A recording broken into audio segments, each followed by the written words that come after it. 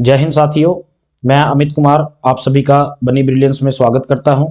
जैसा कि आपको पता है कि बनी एकेडमी के द्वारा एक साइंस सीरीज चलाई गई है और इसको हम डिस्कस कर रहे हैं। और अब ये जो साइंस सीरीज है ये हर दिन आपको यूट्यूब चैनल में मिलेगी। और आज का जो सेक्शन है ये इसको हम अभी डिस्कस करेंगे और इसके बारे में जितनी इंफॉर्मेशन पॉसिबल हो सकती है उतनी आपको दी जाएगी। तो आइए डिस्कस करते हैं फर्स्ट क्वेश्चन। वह थर्मामीटर जो 2000 डिग्री सेल्सियस मापने हेतु उपयोग हो वह है उसे क्या बोलते हैं? तो एक बात करूं प्यारे बच्चों, एक आपके पास डिग्री सेल्सियस होता है, एक आपके पास फ़ारेनहाइट होता है, एक आपके पास केल्विन का होता है। देखिए तीन जो है आपके पास ये आपके एक प्रकार के स्केल हैं, डिग्री सेल्सियस, डिग्री फ़ारेनहाइट और केल्विन, ये तीन हैं।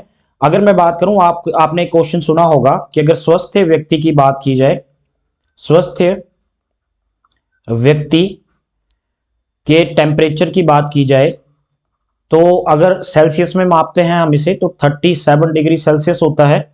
जबकि इसकी बात फ़ारेनहाइट में की जाए तो 98.6 डिग्री फ़ारेनहाइट होता है। और अगर बात की जाए केल्विन पे तो 310 केल्विन के इक्वल होता है। अब इसी बात को मैं थोड़ा सा रिलेट करना चाहता हूं यहाँ पे कि मान लीजिए कि ये मेरा घर है और यहाँ से जो मेरी मार्केट है या मेरा स्कूल था उसकी डिस्टेंस की बात कर लेते हैं। मैं बोलता हूँ कि ये यहाँ से लगभग 5 किलोमीटर था, या मैं ये बात बोल दूं कि ये लगभग यहाँ से 5000 मीटर है। तो देखो डिस्टेंस में तो 5 किलोमीटर ही रहेगा, डिफरेंस क्या आएगा बच्चे? सिर्फ एक यूनिट का डिफरेंस आ रहा है। उसी प्रकार से यहाँ degree Celsius, degree Fahrenheit, kelvin ये सारे ही टेम्परेचर के यूनिट है और ये पेपर में पूछे जाते हैं। तो वहीं से क्वेश्चन आया है कि बोलता है 2000 डिग्री सेल्सियस तक अगर टेम्परेचर आ जाए तो उसको किसके द्वारा मेजर किया जाता है। तो आप पिछली वीडियो में भी इसका मैंने आंसर बताया था, लेकिन एग्जामिनर किस प्रकार से क्वेश्चन में आपको उलझा सकता है उसकी कोशिश की गई है इस क्वेश्चन में। देखिए जो गैस थर्मामीटर है वो तो यहाँ पे यूज होगा नहीं, लेकिन आप एक बात से इसका आइडिया लगा सकते हैं कि 2000 डिग्री सेल्सियस टेम्परेचर की बात की जाए तो बहुत अधिक टेम्परेचर होता है ये। और दूर की वस्तुओं को देखने के लिए, टेम्परेचर को मापने के लिए एक पायरोमीटर दिया जाता है या पायरोमीटर बोला जाता है। तो जो आंसर रहेगा बच्चों यहाँ पे वो पूर्ण विकिरण पायरोमीटर का आंसर रहेगा। इसीलिए फर्स्ट क्वेश्चन का जो आंसर है वो रहेगा सी। आइए नेक्स्ट क्वेश्चन देखते हैं। निम्नलिखित में से कौन सा कथन सही सत्य है? इसमें से बताना है आपने कि कौन सा कथन जो वो सत्य है। प्रकाश का वेग, वेलोसिटी ऑफ लाइट जो है वो स्पीड ऑफ लाइट बोल दे तो वो ज्यादा है, या ध्वनि का वेग ज्यादा होता है? बेटा बात की जाए अगर लाइट की तो आपको पता है लाइट जो है वो वैक्यूम में भी ट्रेवल कर सकती है। और वैक्यूम की बात करें तो इसे हिंदी में निर्वात बोला जाता है। तो वहां पर भी वो जो है ट्रेवल कर सकती है 3.0 मल्टीप्लाई 10⁻⁸ मीटर पर सेकंड की बात है। मीटर पर सेकंड में ये इतना लगभग निर्वात में ट्रेवल कर जाता है। जबकि साउंड के लिए ट्रेवल करने के लिए बच्चों क्या चाहिए? कोई ना कोई मीडियम तो चाहिए, कोई ना कोई मीडियम तो चाहिए। तो वैक्यूम में साउंड तो बिल्कुल प्रोड्यूस नहीं होता है, तो लाइट की ही जो स्पीड है वो सबसे ज्यादा होती है। इसीलिए जो ऑप्शन है वो ए यहाँ पे ठीक रहेगा, प्रकाश का वेग अधिक होता है। बाकी जो ऑप्शन है वो इसमें रोंग है। तो ये नेक्स्ट क्वेश्चन की ओर चलते हैं। एक कटा हुआ हीरा क्यों जगमगाता है? Why does N uncut diamond spark? अगर इसकी बात की जाए तो एक डायमंड की बात की गई है बच्चे। डायमंड आपका क्या है? हीरा। डायमंड की बात की गई है और डायमंड को क्या बोला जाता है? हीरा बोला जाता है। तो ये चमकता क्यों है, इसके पीछे का कारण क्या है? तो मैं ये बता देता हूं आप लोगों को। TIR टोटल इंटरनल रिफ्लेक्शन की बात है। ये इंटरनल रिफ्लेक्शन की बात है। टोटल इंटरनल रिफ्लेक्शन की वजह से जो है वो हीरा जो है आपका वो चमकता है। और इसमें जो ऑप्शन रहेगा आपका वो रहेगा सी पार्ट। इसीलिए अगर मैं बात करूं इसका एक रिफ्लेक्सिव इंडेक्स आपसे बड़ी बात पूछा जाता है पेपर में, रिफ्लेक्सिव इंडेक्स या इसी को बोलते हैं अपवर्तनांक। हीरे का अपवर्तनांक मोस्ट इंपॉर्टेंट क्वेश्चन है और हर एक गवर्नमेंट एग्जाम में पूछा जाता है ये क्वेश्चन। तो अपवर्तनांक या रिफ्लेक्सिव इंडेक्स की बात की जाए तो इसका जो है वो 2.42 है। ये मोस्ट इंपॉर्टेंट है बच्चे, इसको नोट डाउन कर लें आप अपनी कॉपी में। मोस्ट इंपॉर्टेंट क्वेश्चन है तो जो थर्ड का आंसर रहेगा वो रहेगा आपका सी पार्ट। आइए नेक्स्ट क्वेश्चन देखते हैं। एक समतल दर्पण की वक्रता त्रिज्या होती है। देखिए बच्चों, एक प्लेन मिरर होता है आप लोगों का, प्लेन मिरर की बात की जाए, और एक आपको पता है एक कनकेव मिरर भी होता है और एक कन्वेक्स मिरर भी होता है। अभी क्वेश्चन पूछा गया तो सिर्फ प्लेन मिरर के बारे में बात करेंगे। अगर मान लीजिए ये आपके सामने प्लेन मिरर है और यहाँ पे कोई ऑब्जेक्ट है, ये प्लेन मिरर है और यहाँ पे कोई ऑब्जेक्ट है, इसकी इमेज यहाँ पर जब समतल दर्पण पर बनती है बच्चे, मान लिया ये ऑब्जेक्ट और समतल के बीच की दूरी जो वो 5 मीटर है, तो जो इसका ऑब्जेक्ट बनेगा वो ठीक कहाँ कितना बनेगा बच्चे, 5 मीटर पे ही बनेगा, उससे अधिक नहीं बनेगा। तो अगर इसके रेडियस और कर्वेचर ऑफ प्लेन मिरर की बात की जाती है तो ये लगभग लगभग होता है अनंत, इन्फिनिटी की बात की जाती है। ठीक है बच्चे, तो इसका जो आंसर रहेगा वो रहेगा सी पार्ट। आइए नेक्स्ट क्वेश्चन की ओर चलते हैं। हीलियम के नाभिक में होता है, नाभिक पूछा गया है, nucleus of the helium is. देखिए हाइड्रोजन का जो एटॉमिक नंबर है बच्चे वो है 1, उसके बाद कौन आता है बच्चे, हीलियम आता है, और हीलियम में जो है वो 2 प्रोटॉन और 2 ही क्या पाए जाते हैं बच्चे, न्यूट्रॉन पाए जाते हैं। तो जो आंसर रहेगा वो रहेगा आपका इसमें सी पार्ट। आई होप ये क्वेश्चन आपको समझ आया होगा।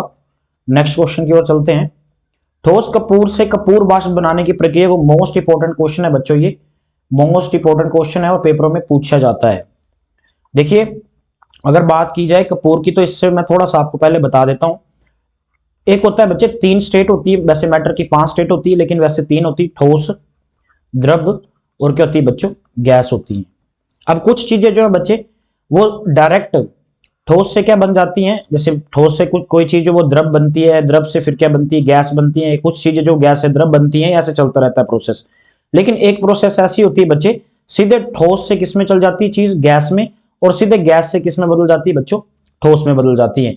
इसको सॉलिड बोल देते हैं, और जो आपका द्रव है इसको गैस बोलते हैं बच्चे, और जो सॉरी द्रव को लिक्विड बोलते हैं और गैस को गैस ही बोलते हैं। ठीक है, तो जो चीजें देखो बच्चे सॉलिड से डायरेक्ट किस में बदल जाती हैं, आपकी गैसीय स्टेट में बदल जाती हैं। जैसे आपने कपूर जलाया, जैसे जलाया तो आपको पता है वो ठोस था, सॉलिड था, जैसे ही वो क्या भाप बन के उड़ गया, तो उसके लिए जो प्रोसेस है उसे सब्लिमेशन बोला जाता है। इंग्लिश में क्या बोला जाता है बच्चे, सब्लिमेशन बोला जाता है उसे। और अगर बात करूं हिंदी में, तो हिंदी में इसे बोला जाता है उधर्वपातन। तो उधर्वपातन की बात की जाए तो यहाँ पे आप ऑप्शन देख सकते हैं। और मोस्ट इंपोर्टेंट क्वेश्चन आपने एक और एग्जांपल मैं आपको यहाँ पे देना चाहता हूँ। नेफ्थलीन की गोलियां आप लोगों ने अपने घरों में यूज करते हैं, हम लोग तो कपड़ों में रख दी जाती है, लेकिन कुछ समय के बीत जाने के बाद जब आप उन्हें देखती हैं तो वो वहां से बिल्कुल गायब हो चुकी होती हैं। तो उसका मतलब क्या, सॉलिड से वो डायरेक्ट कौन सी कंडीशन में जाती हैं, वो डायरेक्ट गैस में जाती है। और जो गैस से सीधा किस में जाती है बच्चे, ठोस में। ये मेरे को आप कमेंट बॉक्स में बताओगे कि जो गैस से डायरेक्ट सॉलिड में बदलती है उस प्रोसेस को क्या बोलते हैं। ठोस से गैस का मैंने आपको बता दिया सब्लिमेशन या उधर्वपातन बोला जाता है। तो जो आंसर रहेगा इसमें वो डी पार्ट रहेगा 6th क्वेश्चन का, उधर्वपातन। नेक्स्ट क्वेश्चन की ओर चलते हैं। निम्नलिखित में से कौन सा मूल तत्व है, तत्व की बात की गई है या एलिमेंट की बात, एलिमेंट इंग्लिश में बोलते हैं इसे, और एलिमेंट की बात की जाती है बच्चे तो मूल जो एलिमेंट है वो हीरा है। और हीरे में क्या है, ये एक किसका एलाट्रोप्स है बच्चे, कार्बन का एलाट्रोप्स है। ये एलाट्रोप्स को बोलते हैं अपरूप। ठीक है, तो कार्बन के जो अपरूप की बात की जाए तो वो कौन है बच्चों, हीरा है, हीरा। जो आंसर रहेगा यहाँ पे वो रहेगा हीरा। 7th का बी आंसर राइट है। नेक्स्ट क्वेश्चन की ओर चलते हैं। निम्नलिखित लौह अयस्कों में से बैलाडीला में किसका खनन होता है। ये क्वेश्चन जो है ज्योग्राफी से भी रिलेटेड है और थोड़ा सा साइंस से भी रिलेटेड है, इसीलिए इस क्वेश्चन को उठाया गया है। अगर बात करूं बच्चे अयस्कों की, लौह अयस्क, तो आपको तो ये पता होना चाहिए कि इनमें से कौन सा जो है वो आपका लौह अयस्क है। हेमेटाइट, सिडेराइट, लिमनोटाइट और मैग्नेटाइट, ये चारों किसकी फॉर्म है बच्चे, आयरन की ही फॉर्म है। लेकिन आपसे ये पूछा गया है कि बैलाडीला, अब ये जो बैलाडीला जगह है ये कहां पर पड़ती है। अगर इसकी बात करूं मैं बैलाडीला की, तो ये बच्चे छत्तीसगढ़ में पड़ती है, छत्तीसगढ़ में ये पड़ती है। और यहाँ पे किस चीज का होता है बच्चे, जो यहाँ पे मिलता है अयस्क खनन, ये तो हेमेटाइट की माइंस है यहाँ पे, तो ये इसका राइट आंसर रहेगा। आप मेरे को एक क्वेश्चन बताओगे कि हमारा जो ब्लड है, ब्लड में आयरन की कौन सी फॉर्म पाई जाती है बच्चे, ब्लड में लौह की कौन सी फॉर्म पाई जाती है, ये आप मेरे को कमेंट बॉक्स में बताएंगे। आई होप आपको समझ आ रही होंगी ये सब चीजें। और आइए नेक्स्ट क्वेश्चन की ओर चलते हैं। वायुयानों के टायरों में भरने में निम्न गैस का प्रयोग किया जाता है। जो वायुयान होते हैं आपके, उनमें कौन सी गैस का इस्तेमाल किया जाता है? अगर गैस की बात की जाए बच्चों, अगर गैस की बात की जाए बच्चों, तो गैस जो है आप लोगों की, वैसे पहले की बात करूं मैं तो हीलियम यूज की जाती थी, और आप ऑप्शन में देखेंगे कि हीलियम भी आप लोगों को मिलेगा। लेकिन अब जो प्रेजेंट में की जाती है बच्चे, वो नाइट्रोजन यूज की जाती है। हीलियम से ऐसा हो रहा था कि जब वायुयान नीचे उतरता है तो उस समय जो है बच्चे, वो उस प्रेशर को नहीं झेल पा रहे थे, और टायरों की फटने की जो दर देखी गई वो सबसे ज्यादा थी। उसी चीज को कम करने के लिए नाइट्रोजन जो है, अब वो गैस जो है वो आपके टायरों में भरी जाती है। तो आई होप ये क्वेश्चन आपको समझ आ गया होगा। तो हीलियम इसका राइट आंसर रहेगा। और एक और बात बता दूं बच्चे, जो आपके स्कूबा डाइवर्स होते हैं, स्कूबा डाइवर्स होते हैं, स्कूबा डाइवर्स जो होते हैं, जिनको आप गोताखोर बोलते हैं, गोताखोर, ठीक है, जो पानी में जाते हैं, डुबकी लगाते हैं, तो उनके सिलेंडर, जो अपना वो सिलेंडर साथ में लेके जाते हैं बच्चों, तो उस सिलेंडर में कौन सी गैस भरी जाती है? एक तो हीलियम भरी जाती है, एक नाइट्रोजन, और दूसरी कौन सी है बच्चे? ऑक्सीजन भी उसमें भरी जाती है। ठीक है, तो ये क्वेश्चन भी मोस्ट इंपोर्टेंट है, इस क्वेश्चन को भी आप जरूर नोट डाउन कर लें। और यहाँ पे मैं एक और चीज ऐड ऑन करना चाहता हूँ बच्चे, आप जिस भी एग्जाम की तैयारी कर रहे हैं, चाहे वो एसएससी से रिलेटेड है, चाहे आपका एनटीपीसी है, चाहे वो स्टेट गवर्नमेंट का है, हिमाचल प्रदेश का, किसी भी गवर्नमेंट, तो साइंस जो है वो यहाँ से आप प्रैक्टिस करें। और मोस्ट इंपोर्टेंट क्वेश्चन जो है उसकी ये प्रैक्टिस करवाई जा रही है। देखो बच्चे, पढ़ सभी रहे होंगे, जिन्होंने भी फॉर्म भरा होगा या जितने भी गवर्नमेंट एग्जाम की तैयारी कर रहे हैं, वो सारे ही पढ़ रहे हैं, लेकिन अच्छे तरीके से और स्मार्ट वे से कौन पढ़ रहा है वो ही आगे निकलता है। तो ये चीजें भी साथ में लेके चलनी है, और अच्छी प्रैक्टिस करो, अच्छी गाइडेंस लो, और जरूर आप अपनी मंजिल को पालोगे। आइए नेक्स्ट क्वेश्चन की ओर चलते हैं। कीटों के वैज्ञानिक अध्ययन को क्या कहा जाता है? कीटों के वैज्ञानिक अध्ययन को क्या कहा जाता है? तो बच्चे उसे बोला जाता है एंटेमोलॉजी।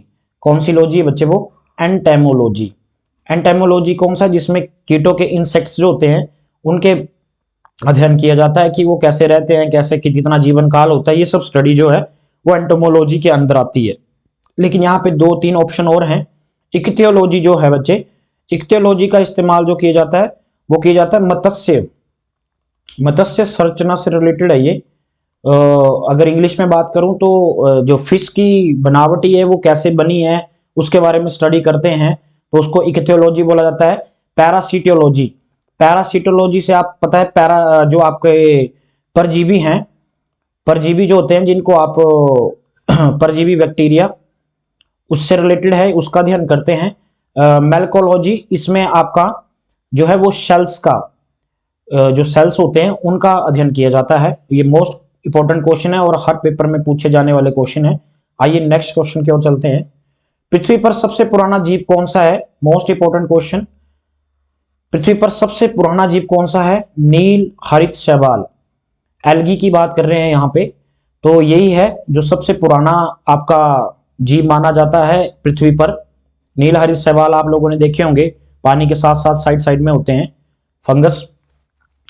तो नेक्स्ट क्वेश्चन की ओर चलते हैं। शरीर के किस भाग में पित्त का निर्माण होता है? देखिए बच्चे, पित्त की बात की जाए तो ये जो है आपका ऐसे करके डाइजेस्टिव सिस्टम होता है। ठीक है, ये डाइजेस्टिव सिस्टम है बच्चे आप लोगों का, और ये आपकी छोटी आंत और बड़ी आंत की बात की जा रही है यहाँ पे, स्मॉल इंटेस्टाइन और बिग इंटेस्टाइन ऐसे करके होता है बच्चों। ये जो है आपकी ये ग्रास नली है जहां से फूड पाइप है, यहाँ पे आपका ऊपर माउथ होगा, और ये जो है बच्चे ये अमाशय है आप लोगों का, क्या है? अमाशय। और यहाँ जैसे जो है बच्चे, यहाँ जैसे आप लोगों का क्या होता है? लीवर होता है, और यहाँ पे लीवर पे ही एक थैली बनी होती है जिसे आप क्या बोलते हैं? पित्ताशय। क्या बोला जाता है बच्चे? पित्ताशय बोला जाता है, या इंग्लिश में बात करूं तो गोल ब्लैडर बोला जाता है। और गोल ब्लैडर में आपको पता है कि एक स्टोन भी आती है यहाँ पे। अगर स्टोन की बात की जाए तो वो बताएंगे आप मेरे को, जो पथरी भाषा में बोलते हैं या लोकल भाषा में पथरी या स्टोन की बात करते हैं हम लोग, तो आप मेरे को कमेंट बॉक्स में ये भी बताओगे बच्चे कि जो स्टोन है वो किस की बनी होती है वो। तो अगर बात की जाए कि जो पित्त रस का निर्माण कहां पर होता है, तो निर्माण की बात की जाएगी वो पित्ताशय की थैली होती है वहां पर किया जाता है। तो जो आंसर रहेगा बच्चे वो पित्ताशय की थैली रहेगा। लेकिन अगर आपसे ये क्वेश्चन ऐसे पूछ लिया जाता है कि ये प्रोड्यूस कहां से होता है, प्रोड्यूस्ड कौन करता है, निकालता कौन है इसे, अगर ये ऐसा क्वेश्चन पूछ लिया जाएगा तो बच्चे आंसर क्या आएगा? यकृत आएगा, लीवर इसका आंसर रहेगा। और लीवर की बात की जाए तो सबसे बड़ी ग्रंथि, अगर सबसे बड़ी ग्लैंड की बात करें, सबसे बड़ी ग्लैंड जो है वो कौन सी है बच्चे? यकृत है। अगर सेकंड लार्जेस्ट ऑर्गन की बात करूं, ऑर्गन होता है बच्चे अंग, सेकंड लार्जेस्ट ऑर्गन की बात करूं, दूसरा सबसे बड़ा अंग ही कौन है बच्चे? आपका लीवर है। लीवर से मोस्ट इंपोर्टेंट क्वेश्चन है, यूरेन कहां पर बनता है बच्चे? लीवर में ही बनता है। विटामिन ए कहां पर पाया जाता है? यकृत में पाया जाता है। ब्लड कहां पर तैयार होता है? यकृत में। तो ये मोस्ट इंपोर्टेंट टॉपिक है, इसको आप बड़े ध्यान से पढ़े। आइए नेक्स्ट क्वेश्चन की ओर चलते हैं। सामान्य दृष्टि के लिए निम्नलिखित में से कौन सा विटामिन आवश्यक है? देखिए सबको पता होगा, अगर विटामिन की बात की जाए बच्चे तो यहां से क्वेश्चन पूछे जाते हैं कि विटामिन ए किसमें प्रेजेंट होता है, विटामिन बी किसमें प्रेजेंट होता है। तो 5-7 ही आपके विटामिन है, vitamin A, vitamin B, vitamin C, vitamin D, vitamin E, ये ही आपके हैं। लेकिन देखो जो बी का ग्रुप है ये थोड़ा बड़ा है, और आपसे यहां पे ये पूछा गया विटामिन ए का रासायनिक नाम जो है वो है रेटिनोल, रेटिनोल है। लेकिन आपसे ये पूछा गया है बच्चे कि बेरी रोग जो है वो किसकी वजह से होता है? दृष्टि के लिए कौन सा विटामिन आवश्यक है? तो वो रेटिनोल है बच्चे, और रेटिनोल आएगा यहां पे आंसर। राइबोफ्लेविन, फॉल्विक अम्ल, नियासिन, रेटिनोल इसका आंसर रहेगा। आइए नेक्स्ट क्वेश्चन की ओर चलते हैं। प्रकाश संश्लेषण के दौरान हरे पौधे अवशोषित करते हैं। देखिए जब प्रकाश संश्लेषण एक ऐसी प्रोसेस है, अगर ड्यूरिंग फोटोसिंथेसिस की बात की जाए तो पेड़ पौधे इस पूरी प्रोसेस में करते हैं क्या बच्चे? फूड का निर्माण करते हैं। किसका निर्माण करते हैं? फूड का, फूड बनाने का निर्माण करते हैं। और इस समय हम क्या छोड़ते हैं? हम कार्बन डाइऑक्साइड छोड़ते हैं और ऑक्सीजन लेते हैं। तो उस टाइम उनको क्या चाहिए बच्चे? CO2 चाहिए होती है। क्या चाहिए होती है? कार्बन डाइऑक्साइड प्लस सन की रे चाहिए, सन का प्रकाश चाहिए उनके लिए, सन की रे चाहिए, CO2 चाहिए, तभी जो है वो प्रकाश संश्लेषण की जो प्रक्रिया है वो चलती है। तो जो ऑप्शन रहेगा, आंसर रहेगा वो क्या रहेगा? Carbon dioxide.